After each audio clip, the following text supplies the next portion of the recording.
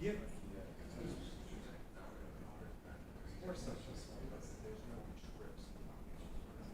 Actually, October 18th. For the French exchange.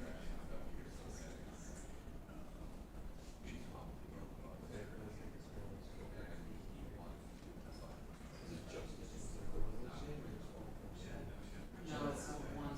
When are your trips?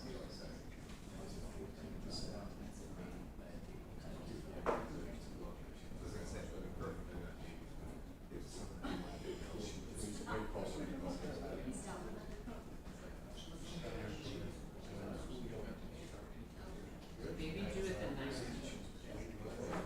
Is that Thursday? It's Thursday, it's middle school. That's okay. That'll be clear. So about the 19th is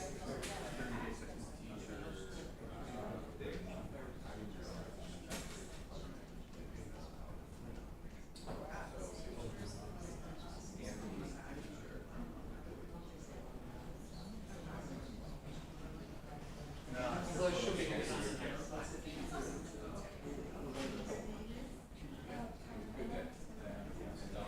yeah, we're supposed to be done by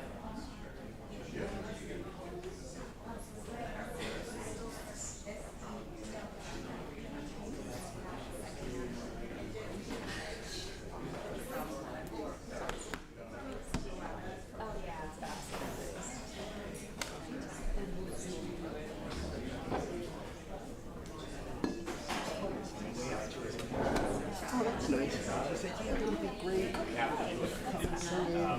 it just comes down to how much of it can we afford to do. Right. And it may not be everyone's flexible labor. And materials has gone through the roof for the pandemic for the last 2 years. So everyone one thing we can do is inflation. How are you, Joseph? Supply chain. Hey, Aaron. Just postpone that. Hey. Maybe in 2 years, we buy 1.5 outdoor classroom. Yeah, the money we had. It's almost like buying. Totally. It is. You can bring your own time. It is very much the top of the market right now. But you can bring it up. Sorry. I guess there aren't really that many. I can't log into Twitter anyway. Want me to grab you? You want one? Eduardo. Back to business. That was out my agenda. Bring it up here. Oh yeah, it doesn't seem to be like it can be the same. I have like bring your oldest one. Bring your older. How's UVA feeding your daughter? So far, so good. Yeah, thanks Yeah. for asking. Yeah. Yeah, she's been a little homesick, but yeah. That's sad. Her sister's there, so that's Missing. I've been Yeah. watching pieces of it. Yeah. Well, that's true. How much older is your sister? Fantastic. Okay, that helps. And my mother. Yeah. good to know that she's there. Very good. Yeah. But how are the parents dealing with this? You and your Well, husband? we take more of the budgetary approach. Yeah. Yeah. That's, So, you're supposed to feel but it's like. Yeah. Yeah. Yeah, Oh, that's nice. she'll be okay. Yeah. I keep hearing about great matches. It's been like I usually try and like catch a little bit. Yeah. This year we've been watching a lot. My wife is like fully into it. Oh, So yeah. we'll watch it. Great She's year got the to watch lineup, it. yeah. You got new young Americans. This is gonna make it. That's for my son during the board meeting. Too young. Yeah. Yeah, And the Since young you're at guy, the school meeting. you shall be Tiago. See. You gotta see. They're serving 149. It's so funny. And when Sam first was hitting before your time, I remember he was the first really tremendous server. All right, let's reconvene the public session. Welcome, everyone. It's great to see the familiar faces again, and it sounds like back to school has been really a lot of fun. And we have a lot to get to here at this September meeting, and I just wanted to take a few minutes on behalf of all of my colleagues to run through our goals for the year. starting with continuing our improvements in communications to the community, including website improvement, updated curriculum timelines, and they have been updated over the summer, the continued visibility of the belonging values through promise and action examples at board meetings, and improved communications around athletics. So if you saw my hometown Bronxville today, thanks to Sarah Kenny and Joe Haven, we've already got a little piece to try and engage more of the community in athletic events and build a little more community spirit and support. Also want to call attention, as we did in July, to a new webpage called Belonging in Bronxville, where we've tried to gather a history of our work in this area, and also to post relevant updates. One of which you'll be hearing about tonight, which is some new and refined language, an update to the Bronxville Promise language that Dr. Kelly is going to take us through, and we're particularly excited about that. We want to continue investment in strong community relationships, including village government, the police department, and broader engagement of the community in athletic events. We'll be participating in contract renewal discussions this year with the Bronxville Teachers Association. Their contract expires at the end of this year. We'll steward the district's facilities through careful prioritizing of needs identified in the 5-year capital plan that we received from the architect last year. We'll continue the earlier, more strategic budget discussions. We found those to be very productive last year. We had a lot of, and those are open to the public, we had a lot of discussion about what makes our district distinctive. It resulted in some great additions, like increased mental health resources, work on civil discourse, interdisciplinary work, just to name a few. And then saving the best for last, and the most exciting and sexy, we'll be reviewing and updating the board policy manual. And our chair of that committee, Pete McSherry, will say a few words about that later. But you know, just to preview, we're very excited about the work that Dr. Kelly and the leadership team and all of the faculty and staff did this summer to work on updating the Bronxville Promise language. We did a lot of listening last year, as you know, and we also, we know that there was interest in policy, but we feel that this is a much more living and breathing part of our own community, and a way really to promote these values every day here in Bronxville. So we're excited for Dr. Kelly to take us all through that work, and we'll be looking for community input at this stage. The board has reviewed it this summer as well. So with that, I think we have some minutes to approve, and then we'll move right to Dr. Kelly. We have the June 15th regular board meeting, and we have the reorg meeting of July 11th. Can I do them together? Are we together? Could we have a motion to approve those minutes? Motion. Second? Second. All in favor? Aye. Thanks very much. Thank you, Susan. I'm going to bring up my slideshow. I want to start by welcoming everyone back. It has been phenomenal to have the students back in the building these past 2 days. The re-entry has gone very smoothly for the students as well as the faculty. I want to start off by having 3 of our students, Arya Bani Hashem Ahmad, Katerina Seufert, and Jeffrey Rohr. In honor, many of you know that in honor of the Bronxville School centennial last year, I had commissioned Pam Simpson and Janet Gillespie for an alma mater to be composed.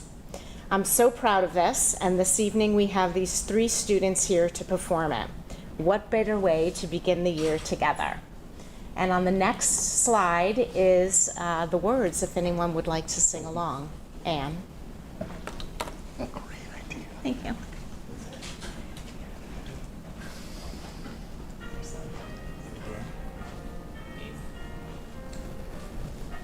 Be the light, live the promise, lead and inspire, innovate and think, with family, friends, and neighbors, we'll build a brighter world.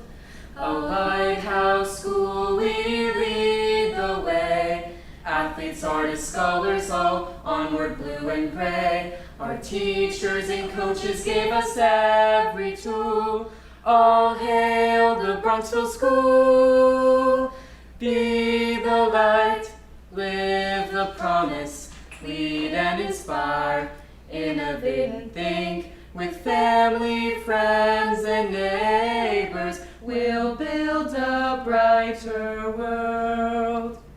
1 square mile of friendship so dear calls us to return from both far and near. And though our paths must surely part, Bronxville lives within our hearts. Be the light, live the promise, lead and inspire, innovate and think. With family, friends, and neighbors, we'll build a brighter world.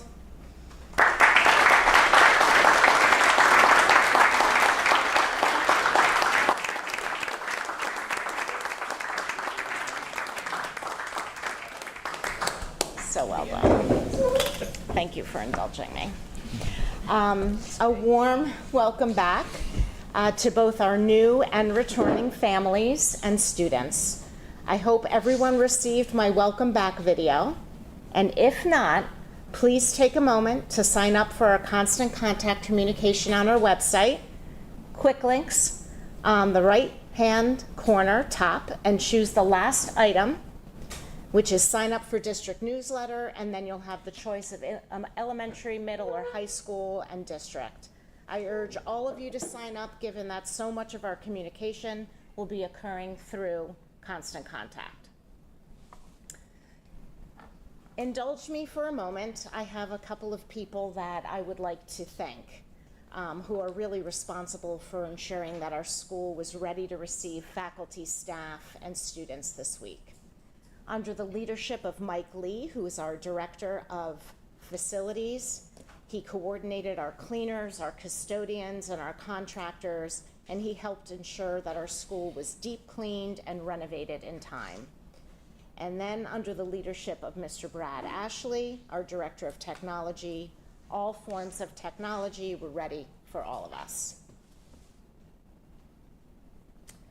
We were fortunate last week to welcome a terrific new cohort of teachers, psychologists, guidance counselors, teacher aides, teacher residents, and psychology interns and externs during our 2-day new teacher orientation. A special shout out to Toby Gillen, our mentor coordinator, who helped facilitate the 2 days alongside our leadership team. It was a wonderful opportunity for our new faculty and staff to learn about the Bronxville Promise and what makes our school distinctive. Speaking of the Bronxville Promise, I'd like to take you through the process that our faculty has engaged in for over 5 months. So back in 2014, and it is not a coincidence, that is when Dr. Mara Ketke was first hired as our very first Director of Curriculum and Instruction. And she, alongside with Dr. Catroni, led the efforts to create the Bronxville Promise. And that was a process that we engaged in that summer with curriculum leaders. And we really asked them to bring to the table exemplars of our students' best work across all grade levels and across all disciplines. And after much discussion, we developed what we now know as the 4 dispositions of our promise: critical thinking, innovation, leadership, and engaged citizenship. In 2017, we recognized that it was imperative that we knew whether or not we were actually succeeding in having our students graduate with the skills necessary for each of these dispositions. And the only way to really know that was to develop indicators and outcomes that can be readily measured. The initial intent was to have these indicators and outcomes as an internal document to help us assess the dispositions. In 2019, we recognized that there are important skills necessary for our students to be successful across all 4 dispositions. And that's when we created what we now term the heart of the promise. The heart because we firmly believe that these skills are necessary for all students to be successful across all 4 dispositions. Then we experienced the pandemic. Upon our return to school, we recognized that it was time to review the Bronxville Promise, specifically as it related to diversity, inclusion, belonging, technological advances, and civil discourse. We have a long history here in Bronxville of our educators viewing and are reading current examples of innovation, critical thinking, leadership, and engaged citizenship across the world. And we use this in our process at the end of May during faculty meetings, where faculty members from each schools divided up into one of the 4 dispositions or the heart to review the language and to determine if it is still relevant or if it needed some refinement. The leadership team and teachers used this time to brainstorm if there were any further indicators and outcomes necessary. As an extension of that faculty meeting work at the end of May, we used our June superintendent conference days to gather the faculty together, this time in K through 12 heterogeneous groupings, led by our leadership team, to further look at the language of the promise, decide what language needed to be updated based on how students' needs have changed and evolved since 2017. That feedback was then reviewed by curriculum leaders in June and again in August, where we adapted, refined, and revised the language. Again, attention was given to elements of diversity, inclusion, and belonging, as well as the technology advancements and our need for civil discourse. What I'd like to do now is take you through some of the refinements that we are suggesting. New language, the original language is on the left-hand column, and then new language is highlighted on the right-hand side. Now this will go wide after tonight's meeting, so please don't think that you have to take copious notes, although that will send me the impression that you're paying attention. So let's walk through those slides together.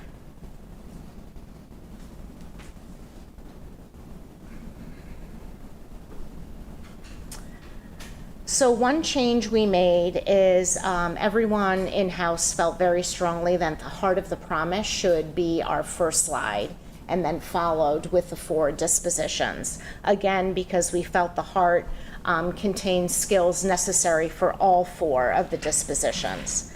So you see on the left, we struck out the wording about open-mindedness because we reflected that in both critical thinking and engaged citizenship, which you'll see later on. Also, in terms of the former language grit, we reflected that in innovation and the heart of the promise. And then we moved leadership, we moved the compassionate, empathetic, and supportive of others to leadership, and then we added 5, 7, and 8. So let me just walk you through some of the language that we added in the heart of the promise. So students will be compassionate, empathetic, and supportive of others. We did have that, but again, we had moved it from leadership. We added that students will demonstrate perseverance, self-confidence, and integrity. We also added students will be inclusive of others by understanding and using vocabulary that creates a context for inclusivity and avoids making assumptions. Students will cultivate a sense of belonging within school that values diversity reflected within the community. and the school and the broader community will work together to cultivate an environment that values diversity and is one in which everyone feels a sense of belonging. Under critical thinker, we added to the existing language paying particular attention to artificial intelligence, where students will evaluate by determining and questioning the accuracy, relevance, and bias of sources, and by identifying and using criteria to make reasoned judgments. We added the civil discourse language. Students will engage in civil discourse by asking questions and listening, honoring diversity of thought, respectfully engaging in conversation, and identifying common ground. Students will be mindful of the large amounts of information available to them and research the reliability of sources to differentiate between fact and opinion. Under leader, students will help create an environment/culture that nurtures listening, understanding, risk-taking, and discourse. And here's where we added the compassion. They'll demonstrate compassion through advocacy for others. And then an innovator.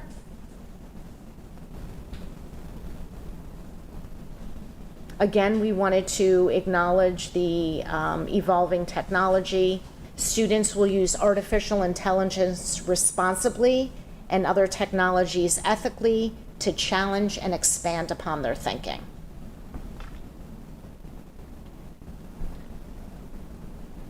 And then in engaged citizen, we revised the first indicator.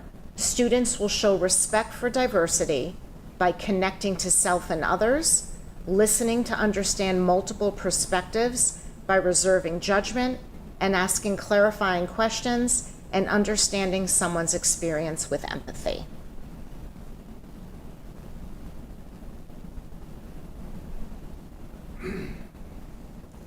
I know that's a lot. We are interested after this process in hearing from parents and community members regarding the refinement of our Bronxville Promise language. So what I did is I created a Google form, and this Google form will include all the refined language with the footnotes that you've seen this evening, with the descriptions, and anyone will have an opportunity to comment on any or all of the dispositions. And that will allow us to receive that feedback and be thoughtful as we analyze it and incorporate it into our final document. You will see this link in multiple forums. The board, as you know, has worked hard to send out summaries of our board meetings, so there'll be a link in that. You'll see a link in Friday's Bronco Beat newsletter, which you get through Constant Contact. And so you'll have an opportunity there. And then also we'll make it available as we advertise council meetings, back to school nights, because we are looking to receive feedback from the community this month, so that we can finalize this document and really roll our sleeves up and get to work with the students. We'll have public comment at the end of the meeting. Yes.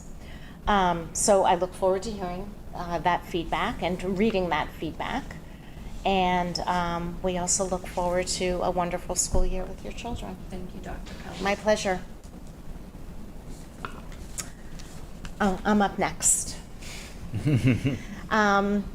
So the board before you this evening have a number of action items as it relates to personnel.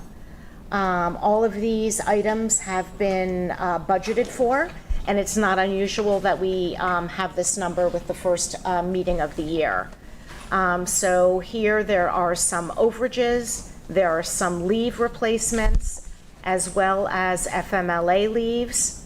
There are also new teacher aides, new lunch monitors, and then this is also the agenda where I ask you to approve all of the substitute lists across all the different disciplines, from clerical, facilities, nurses, teacher aides, and teachers. You also have before you our medical director's contract for the year, which is an annual contract. You have two changes in FTEs for our clerical, as well as a new clerical appointment. I ask you to consider and act on items A through double B. Any further questions on the personnel items? If there's none, could we have a motion to approve items A through double B? So moved. Second? All in favor? Great, thank you so much. No financial report tonight. The accountants are finishing up on site tomorrow. Preliminary results are showing us that we're exceeding surplus projections at the end of the year, so we're in good shape. I think we can both fully fund the teacher's retirement system reserve for $400,000 and probably the capital reserve for $2 million, which will, give us a nice boost as we head into our next capital project. And at the next meeting in a couple of weeks, we'll have the July and August summaries for the current year. And I think the audit committee will meet once the accountants are done, probably October-ish, mid-October or so, to review the preliminary audit, and we'll probably get that to the board at the November meeting. I have two financial action items. We have an emergency resolution due to the bus driver shortage, which enables us to seek alternative arrangements when our primary contractor, which is going to be the next resolution, is unable to accommodate us.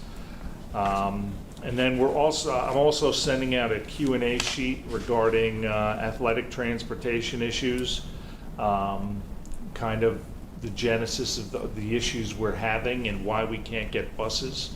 And it's really directly a result of the nationwide driver shortage. It's, the contractors we talk to have empty buses sitting on, there's no one to drive them. Is the bottom line. And then action item B related to above, we'd like to try to piggyback on the Hastings contract with Academy Bus, who actually served us better than our primary contractor, which was Royal Coach last year. So we'd like to make them the primary this year, and there's already a bid out there, but they'll invariably not be able to serve our needs all the time. Hence the need for the emergency resolution. And we, Joe and I scramble on a daily basis. If there's a bus company out there we haven't talked to, I don't know what it is. I don't know of it. And, we'll try charters if we can get them as well. We want our kids in buses. We do not want them in the cars of the parents on the team who were. The only reason we're really playing contests now is because the parents have stepped up, because the only alternative is to cancel games. And that's where it's kind of a crazy choice, where our choice is to put them in parents' cars or cancel games at this point. Do we have drivers for the bus that we purchased last year? We have a driver for the van that's coming in a week. We interviewed one person who responded to our ad last year, and then he ghosted us. Must have gotten a job somewhere else for the driver for our bus. We have a driver on weekends. Okay. But we're still looking for a weekday. Okay. And that's our problem is weekday Drivers. games. And Yeah. this problem is kind of alleviated in the winter because you can start contests later because you're not relying on daylight. But especially the fall season, spring it seemed as it gets later in the season it gets later, and we're not even having as much of a problem in the spring. But the fall is definitely the biggest challenge. But Dan, is it a matter of compensation? I mean, I know there's an actual shortage, but sometimes I think that perhaps the compensation might not be adequate to attract.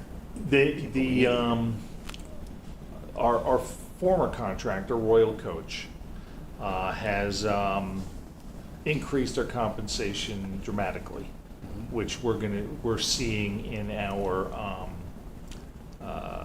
private school transportation. I think they increased it by like 25% or so, and they still can't get drivers. Okay. And we've offered. We will Guys in the train building? anybody. Anybody wants to drive a bus, we will train you. We looked into Sprinter vans. I think there's a DOT issue with Sprinter vans, with it in public education. What's a Sprinter van?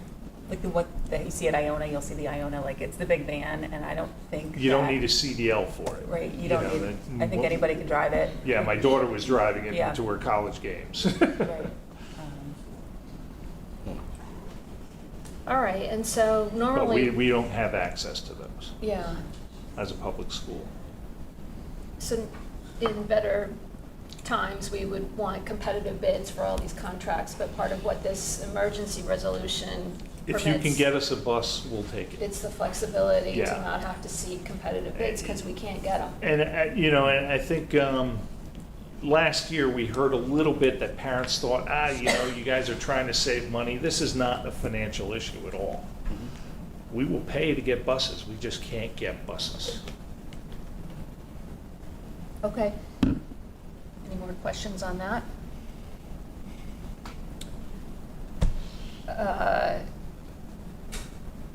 We're just approving the emergency resolution. We are, Could I have yeah. a motion to approve the emergency resolution? Motion to approve. Second. All in favor? And then also piggybacking on the Hastings contract for Academy Bus as our primary contractor. So we can use their rate schedule, which is Okay. financial action item B. All right, so could we have a motion to approve the resolution to contract with Academy Bus Company to provide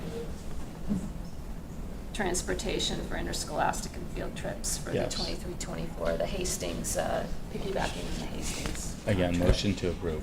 Second. All in favor? Thank you, Thank- Dan. Thanks. Dan, thank you for doing this. Not easy. Joe Haven and Dawn Hartson struggle with this on a daily basis. Yeah. Yeah. Moving on to facilities, had a busy summer. We had a lot of rain, and the pumps have been working exactly as designed. Automatic engagement issues have been resolved, and the pumps have been running with the rain all summer. So that allows us to breathe a little easier. The second part of water impact that we're trying to address is guillotine valves on the first floor of the A and the B wing, where we experienced during really, really bad rain events, some sewage backflow. We thought we had a solution a couple of weeks ago where we'd get these automatically engaged valves installed. However, once we dug down to that line, the integrity of the pipe appears to be good, but it's heavily corroded on the exterior. So during the tapping process, if the pipe begins to crumble or crack, or if we can't get a good seal on it, we'd be inviting much bigger problems. So we're going back to just upgrading the existing guillotine valves and replacing them, which is a manual solution. It's not ideal, but we don't want to jeopardize the whole integrity of the sewer line just to get these valves installed. And we're going to create clearer access to them so that we can get to them faster. Then small improvements have been made over the summer to spaces in the learning commons, special education rooms on the ground floor and the second floor, and then also bathrooms in the central office. Many thanks to Mike Lee, Steve Feaster, Carlos Morgado, and Mike Perugine, as well as our contractors who really worked very hard all summer. for these small improvements. Our energy consultants have been through the building and we're awaiting their results. They're compiling them. I have no timeline yet, but it should be pretty soon, to see if what the impact of new windows and if we roll energy efficiency into our capital project, if that would be helpful. And then we opened bids for the outdoor classrooms last month. The facilities committee is meeting with the architects next week to review the bids. It appears that we'll be able to complete one classroom this fall, most likely the one planned all the way towards Midland Avenue. More to come about that at the next meeting in 2 weeks. And then we expect delivery of our new van within a week. It's awaiting, lettering, right? It's sitting at the bus lot. And we have one staff member trained as a driver, and I reiterate, we're willing to pay anybody to get a CDL license who can help us. And no action items for facilities. Do you need, or does it make sense for the facilities committee to meet and go through the options for the outdoor classroom? Oh, yeah, that's what, we're doing that Okay. on Tuesday or Wednesday next week. I Oh, think Wednesday. great. And we're do that, and we're gonna look at facilities use policy, which we've been kicking down the road. I think, it's definitely time to update that. It hasn't been done in probably 20 years. It still references uses of outdoor basketball courts, which we probably haven't had on site for, 30 years. So we're gonna take a look at that and go over the bids. Did we ever learn why the pumps didn't automatically engage in early July? What's that? Did we ever learn why the pumps didn't automatically engage in early July? Yeah, it was a software issue. Software? Yeah. They're run on software? Yes. They all have, it's like your car now. You used to be able to turn the switch out of a gearbox, but now everything's got a circuit board in it, and it's run by software. Oh, okay. I understand. All right. But they've been tested 4 or 5 times over the summer, and they kick on right away. It's worth saying now, Dan, that we're working through all of those kinks, and I think we've got a good process in place. Yep. It's the last few flooding events, and they're coming more and more frequently. Yep. We've done a good job, I think so. and I think the pumps have done a good job. And, they've saved us from events that would have probably, maybe 1 or 2 this summer where we would have had water in the building. For sure. And, water in the building's funny because at this point, we can get 4 feet or we can get 6 inches, and it's probably the same amount of damage. Yeah. Yeah. And in prospects for a second outdoor classroom, that's being discussed also? Or is Yes, that we not will in discuss the- that. We not will on the discuss horizon? that. It's probably going to take either more donations or kicking in, from our funds to get the second one completed. But I think we'll probably come out of that meeting with a plan. Michael, we're discussing that at this week's facilities meeting. Yep. Are we going to discuss the pump enclosure? Yes. I think, we have a plan for the pump enclosure. I'll put it on the agenda just to make sure it keeps going, but I think what we're probably looking at is a small project this spring, where we may, we'll kick it around, but probably I'll throw it out there that maybe taking the pump enclosure and part of the second outdoor classroom as a small capital project to be put on a referendum this spring. We're not going to be ready with the big infrastructure project that we are going to need in the coming years, but probably 2 small ones I think we'll be ready for this spring.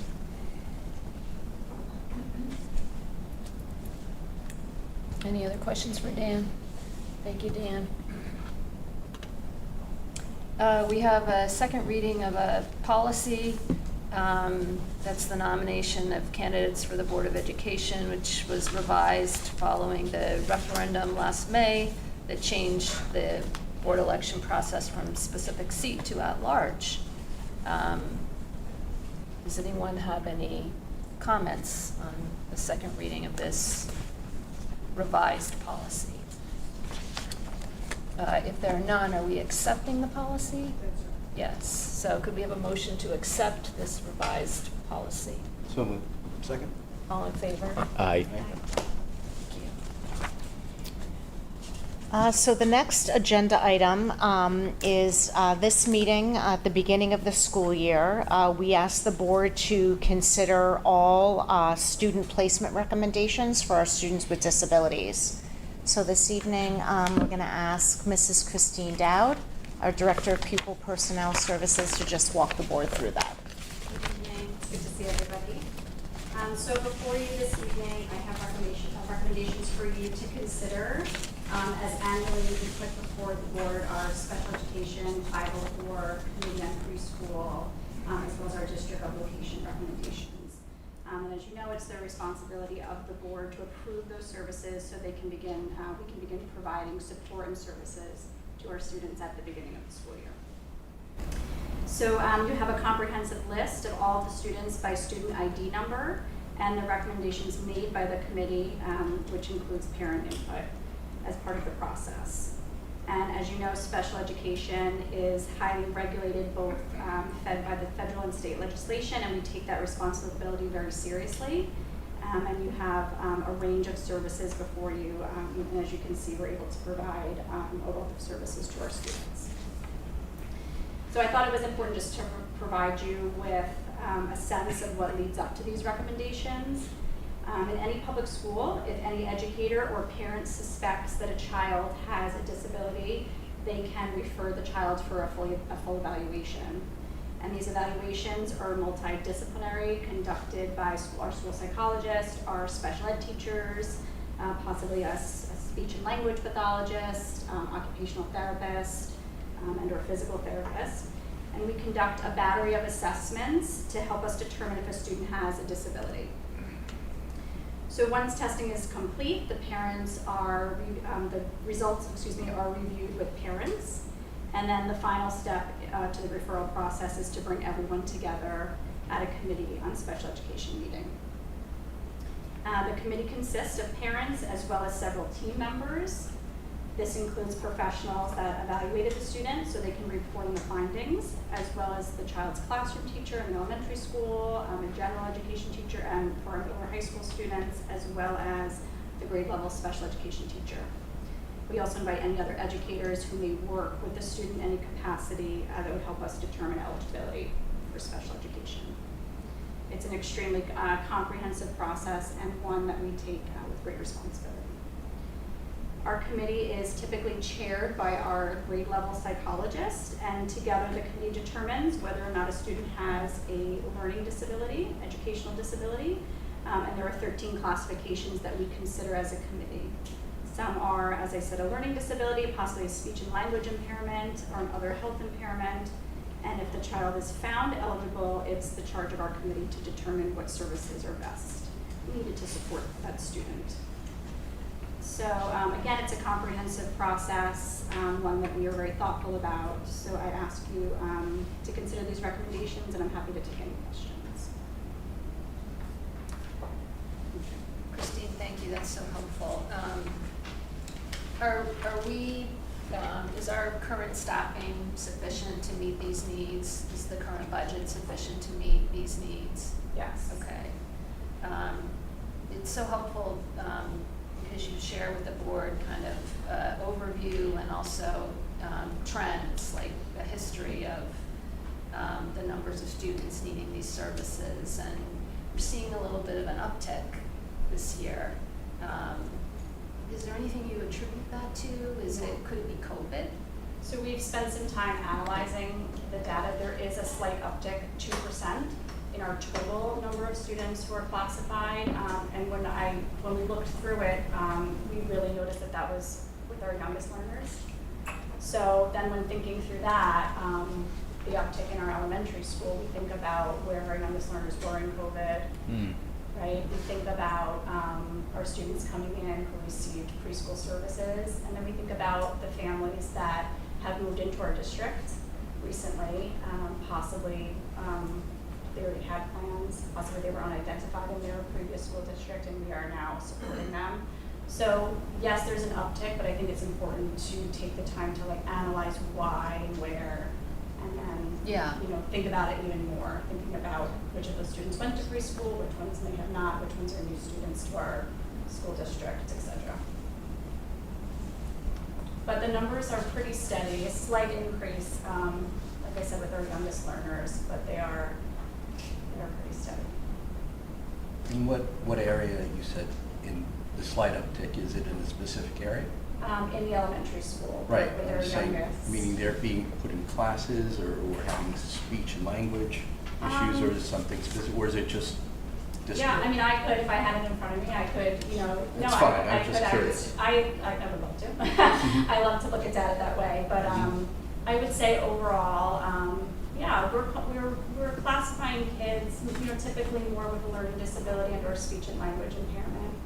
Sometimes we have kids that age in from preschool, they were already identified as a preschooler with a disability, and then we continue to support them through the CSE, either for their learning disability or speech and language impairment. Maybe they have motor needs, and we support them through occupational therapy or physical therapy. So it's a range. I'll look into see if there's like a specific uptick in a certain area. Thank you. Of course. Any other questions? Well, we're lucky indeed to be able to address all of this need. Thank you for doing it. Thank you. Yes. Yeah, we have a long history here in the district of really doing everything we can and exhausting all resources we can to help ensure that we can educate as many students here in our school.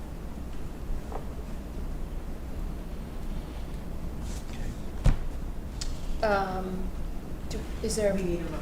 a motion to approve? Accept the student placement recommendations as attached. Great. Motion, can we have that motion, Motion please? to approve? Second. All in favor? Aye. Thanks, Christine.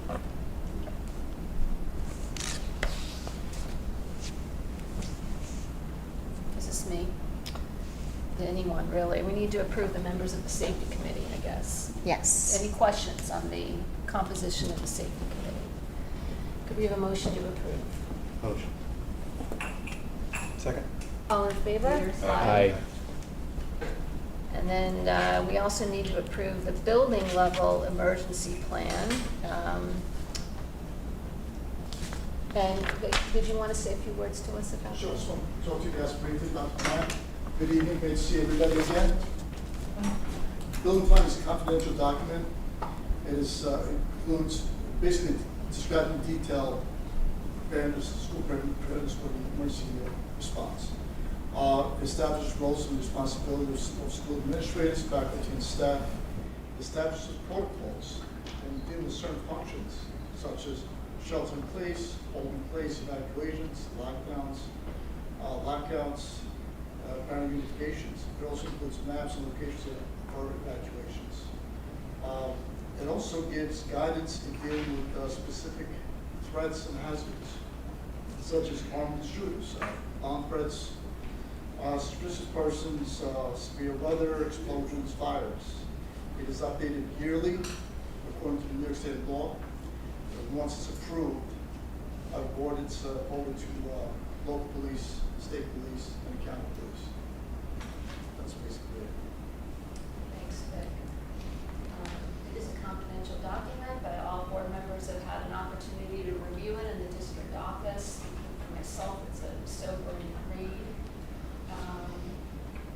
Do we have any questions for Vic? Thanks very much. We're accepting or approving? We are approving. May we have a motion to approve? Motion. Second. All in favor? Aye. And the last item are the fire drill procedures. It's our egress plan that we're required to file every year. We go through it with Eastchester Fire prior to the beginning of every school year and file it with SED.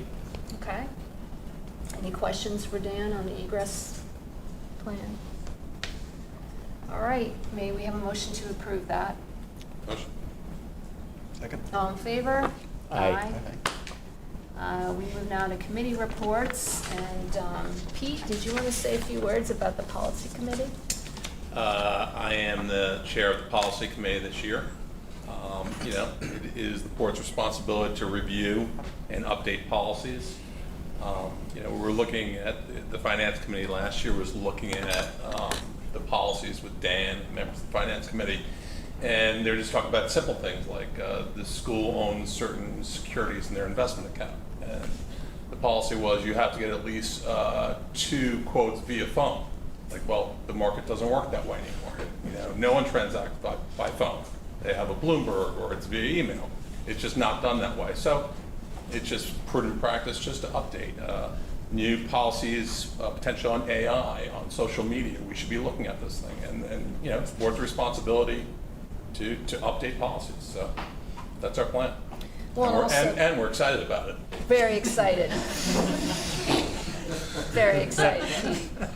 Yeah, we also, I think, became familiar with the philosophy section of the policy manual last year as we were reading policies of other districts and kind of examining our own, and came to the realization that among many sections could use some refreshing. So we made the very exciting decision to reconstitute this committee, and thanks to Pete for agreeing to chair it.